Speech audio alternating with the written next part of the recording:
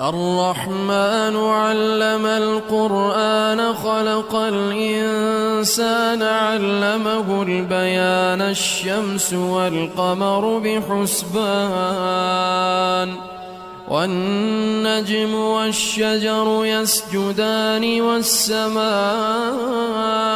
رفعها ووضع الميزان ألا تطغوا في الميزان وأقيموا الوزن بالقسط ولا تخسروا الميزان والأرض وضعها للأنام فيها فاكهة والنخل ذات الأكمام